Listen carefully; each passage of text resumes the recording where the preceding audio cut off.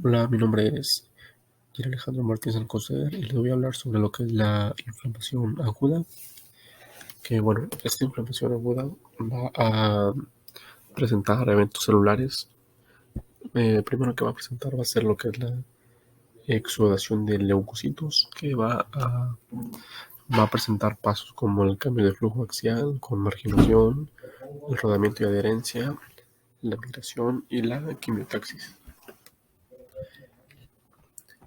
Y bueno, comenzamos con que el flujo sanguíneo normal es laminar y es central y va a presentarse en lo que es el centro del vaso. Cuando sucede este proceso inflamatorio, las células que normalmente se encuentran en la zona central van a ir yéndose o pegándose a las células endoteliales, que estas están hacia lo que es la zona periférica. Por eso se va a llamar así el cambio de flujo axial con marginación, porque es decir que por estos leucocitos van a ir yéndose hacia las células endoteliales. Luego, estos leucocitos van a presentar en su superficie unas moléculas de adhesión, como son las selectinas y las integrinas, que se van a activar y van a permitir que este leucocito, una vez que está cerca de esta célula endotelial, empiece a rodar sobre las células endoteliales hasta que finalmente se adhiera. Y una vez que esté adherido, este leucocito atravesará la membrana basal de los espacios interendoteliales, que cuando se alteraba la permeabilidad vascular, estos se retraían y se retraían las células y dejaban ese espacio entre ellas, y por ahí podría pasar lo que son los leucocitos.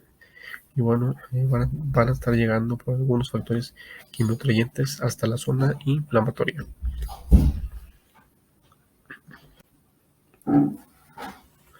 En esta imagen se puede observar mejor dónde se encuentran estas moléculas de adhesión.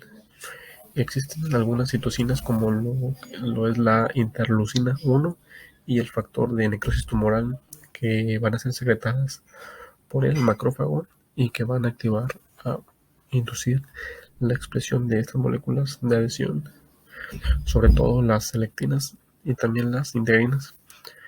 Van a ir marginándose, rodando para luego adherirse finalmente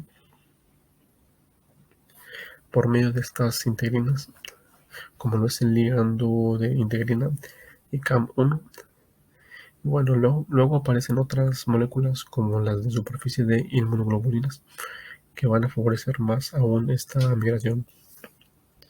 Entonces, entre este espacio retraído del endotelio, el leucocito va a pasar y producir unas sustancias llamadas colagenasas, que permitirán romper la membrana basal y llegar hacia lo que es el sitio que está la inflamación, a donde están estas quimiosinas por medio de la quimiotaxis.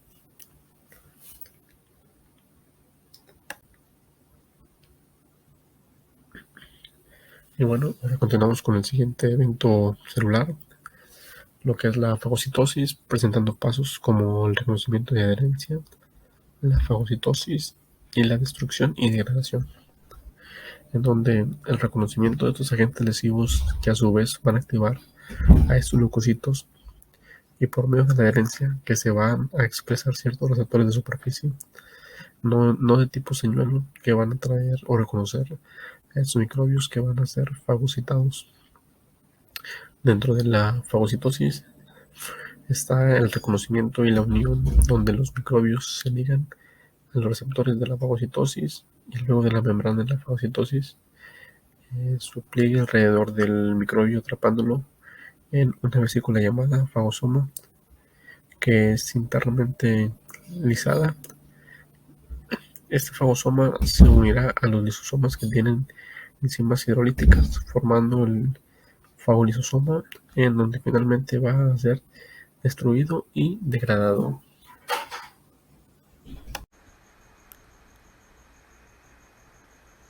La inflamación crónica es una respuesta de duración prolongada que dura semanas o meses, en la que se observa inflamación daño tisular e intentos de reparación. La inflamación crónica aparece en las siguientes situaciones: cuando hay infecciones persistentes por microorganismos como bacterias, hongos, virus y parásitos, en enfermedades por hipersensibilidad como enfermedades autoinmunitarias y alérgicas, o bien por exposición a agentes tóxicos exógenos o endógenos. La inflamación crónica se caracteriza por infiltrado de células mononucleares, destrucción tisular inducida por la persistencia del agente lesivo o las células inflamatorias, e intentos de curación mediante la sustitución por tejido conjuntivo del tejido lesionado. El infiltrado de células mononucleares, lesión tisular y fibrosis es consecuencia de la activación de varios tipos de células que a continuación voy a mencionar. Los componentes celulares de las respuestas inflamatorias crónicas son reclutados de la circulación. ¿Cuáles son estos componentes? Los macrófagos, células plasmáticas, linfocitos, células dendríticas y eosinófilos. Y de los tejidos afectados, los fibroblastos y las células endoteliales. ¿Cuál es la función de los macrófagos? Los macrófagos activados y sus citocinas son fundamentales en la inflamación, ya que producen mediadores inflamatorios e inmunitarios y también regulan las reacciones que llevan a la inflamación crónica.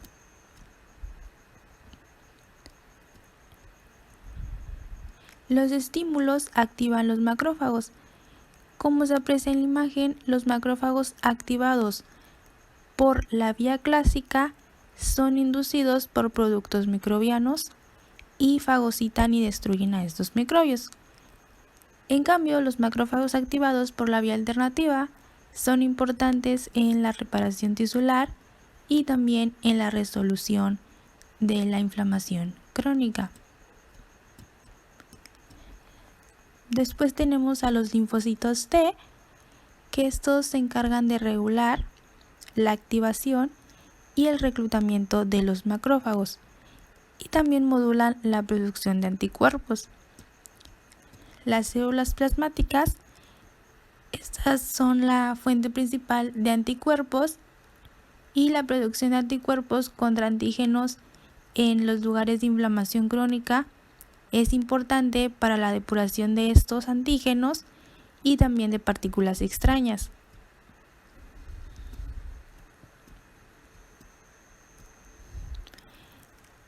Posteriormente tenemos a las células dendríticas, que estas fagocitan los antígenos.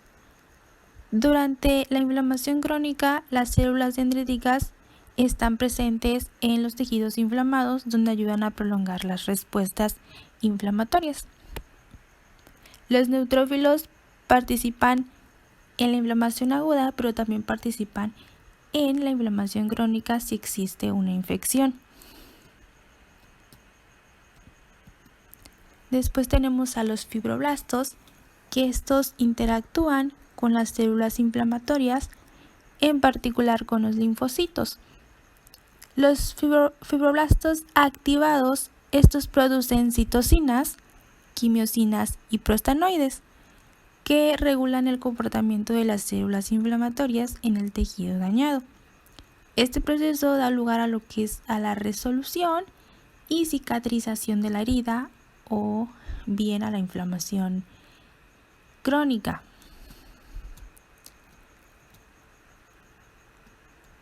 Por último, tenemos que la formación de un granuloma constituye una respuesta a la infección crónica o a la presencia de un material extraño.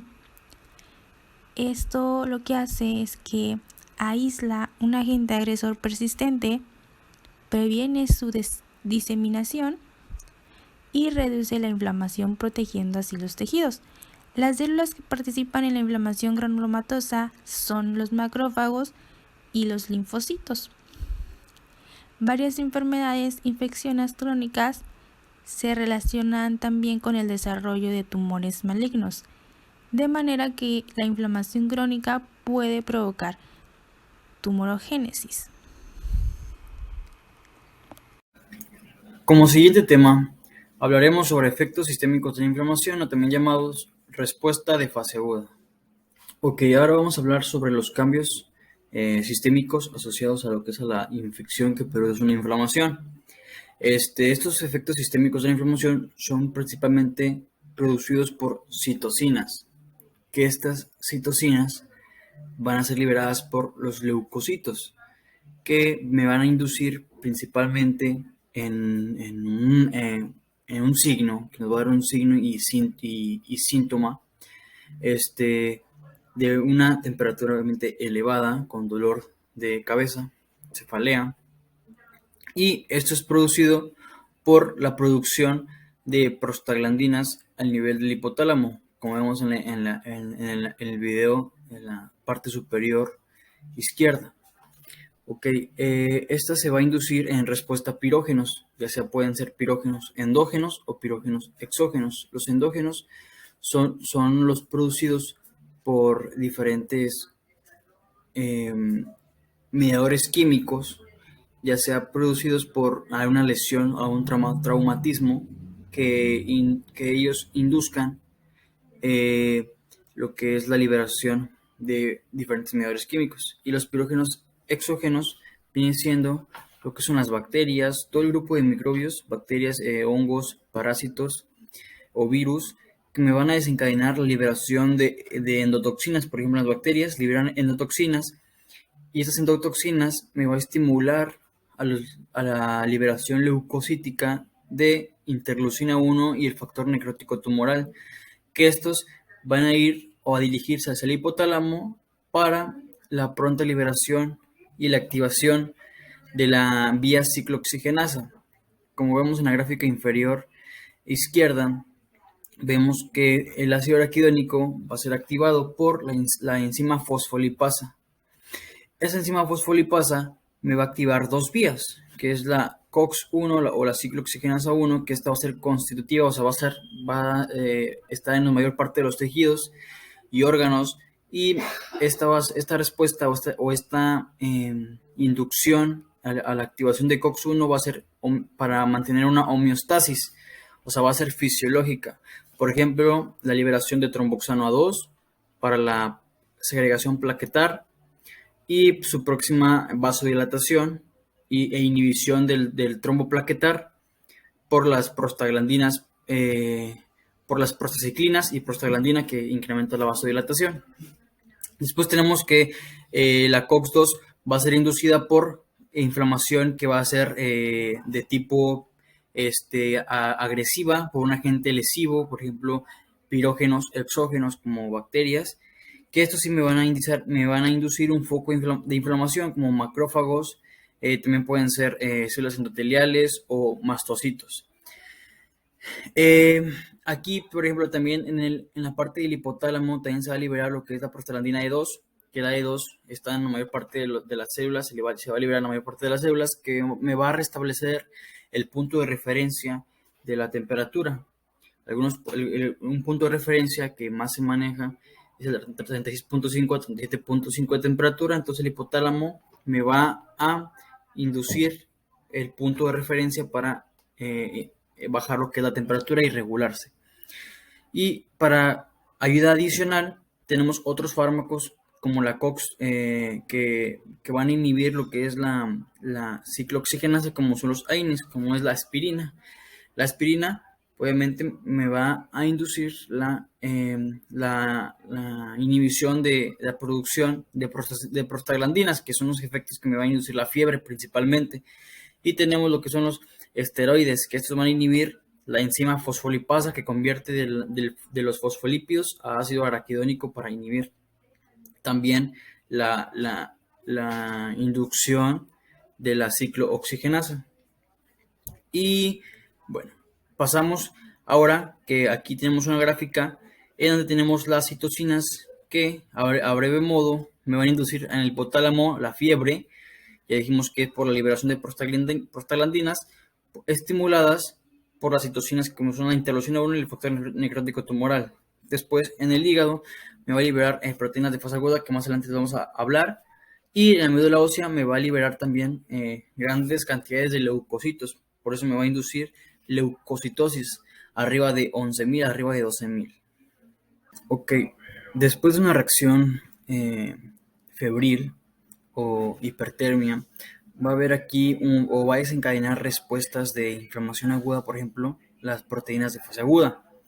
En las proteínas de fase aguda, todas estas proteínas van a ser de origen hepático. Estas van a ir incrementando conforme la prolongación de la inflamación. Si hay mucha inflamación, o sea, si hay mucha reacción inflamatoria, va a incrementar la síntesis de estas proteínas. Por ejemplo, estas son estimuladas por la interleucina 6, el factor necrótico tumoral y también la interleucina 1 en pequeñas proporciones. Y bueno, las siguientes proteínas de fase aguda que van a ser sintetizadas y excretadas van a ser la proteína C reactiva, el fibrinógeno y la proteína amiloide A sérica. También lo que es la hepacidina. Aquí la proteína C reactiva es importante realizarse exámenes, más aparte de la sedimentación globular, para poder diagnosticar correctamente de que se trate de una inflamación. Después el fibrinógeno, aquí si está elevado, va a incrementar la segregación eritrocitaria, incrementando lo que es la eritrosedimentación en una prueba de sedimentación globular, en donde en un tubo de ensayo coloquen lo que o realicen y tomen en cuenta aquí lo que es el examen del tiempo en que los eritrocitos, por ejemplo, en un tiempo de hora, en una hora, van a irse o dirigirse hacia el final del tubo. Si este está aumentado, obviamente, si el fibrinógeno está aumentado y hay una inflamación, obviamente va a aumentar lo que es la aglomeración eritrocitaria. También tenemos lo que es elevado la proteína amiloide A sérica, que en un aumento puede generar un daño renal. Y también tenemos otra liberación, que es la hepacidina, que también es un mediador que también va a liberar lo que es los gránulos intracelulares de hierro, ocasionando pues una anemia ferropénica en una respuesta como inflamación crónica, ya cuando es una respuesta ya inflamatoria prolongada. Y bueno, tenemos otras funciones de las proteínas de fase aguda, como es la opsonización. Esas proteínas se van a adherir aquí en la bacteria, como en la imagen de la parte derecha, se van a adherir para que atraigan a lo que son los neutrófilos o macrófagos para su fagocitación. Y también se van a fijar distintos complementos, por ejemplo el complemento C3b, que también va a inducir la quimiotaxia y la fagocitación de los macrófagos y neutrófilos a la bacteria. Y más otras funciones, como es la lisis por ósmosis.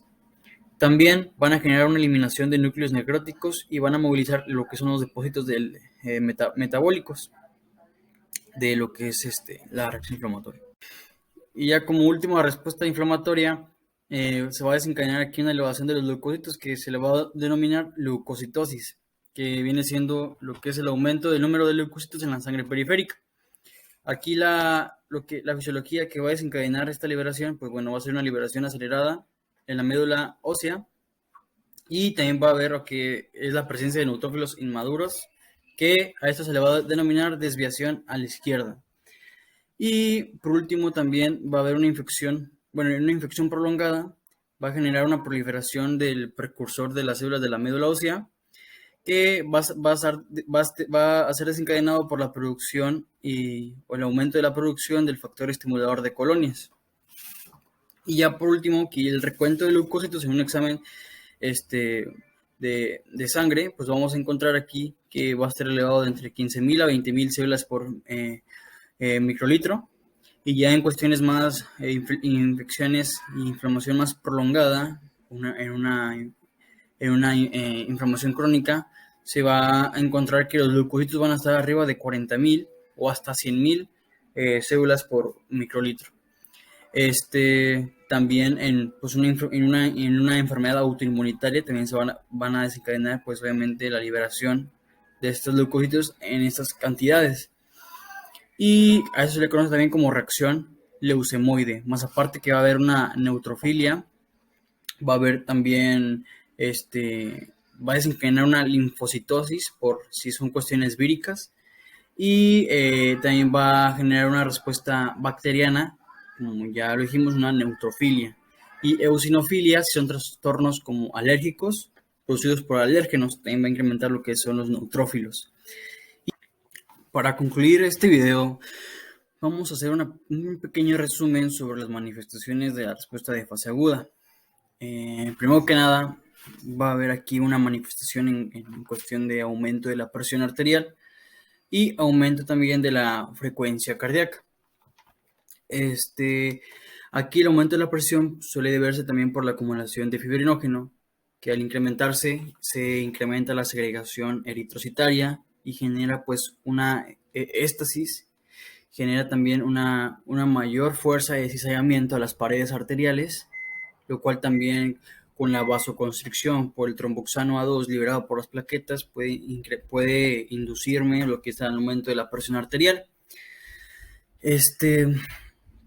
También tenemos una disminución de lo que es la sudoración, debido a que los lechos capilares, al generar una pérdida de calor por los 5 signos cardinales que tenemos en el momento de una inflamación, liberamos mucho calor, entonces el cuerpo busca no perder tanta energía. Recordemos que la energía pues es producida por el calor, y entonces aquí la circulación se dirige hacia los lechos capilares, hacia los órganos que más importan internamente, y obviamente pues nos causa esta disminución de la diaforesis, y obviamente tenemos lo que es la piel helada o fría, lo que sería aumento de la temperatura, y una disminución de la temperatura, perdón.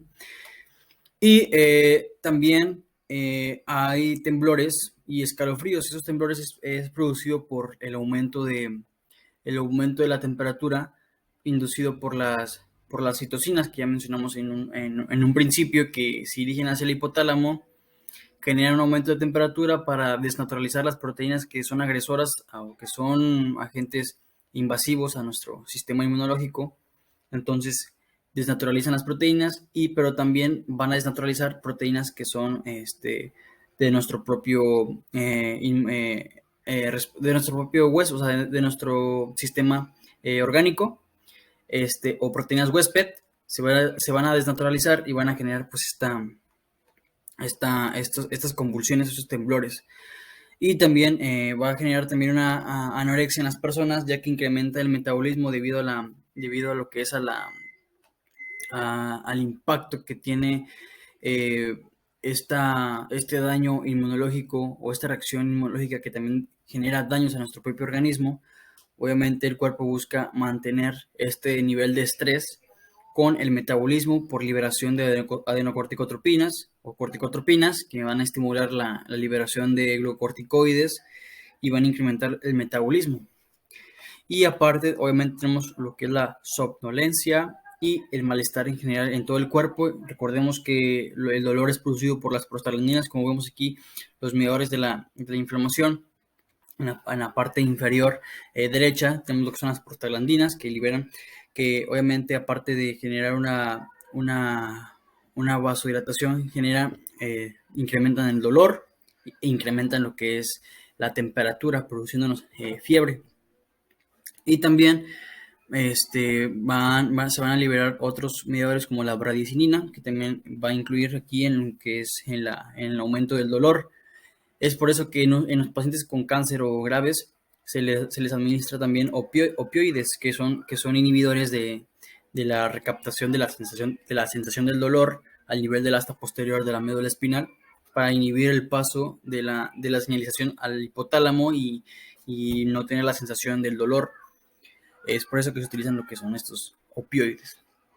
Y aparte de que va a haber otros mediadores que van a ser liberados, la quimiosina, que para la atracción de los neutrófilos, como ya lo mencionamos, liberados por los neutrófilos, y aparte entre otros mediadores que van a elevar las proteínas de fase aguda. Y bueno, esto sería toda la presentación. Y bueno, aquí como conclusión, en la imagen de arriba tenemos que todo se va a desencadenar toda la respuesta inflamatoria, todo el dolor se va a desencadenar por las citocinas, ya que son los que van a mediar la liberación de prostaglandinas, de leucotrienos. Aquí el leucotrieno también es importante, ya que se relaciona mucho con el asma, ya que genera un broncoespasmo al haber un aumento de los leucotrienos. Y bueno, muchas gracias por la atención y pues gracias.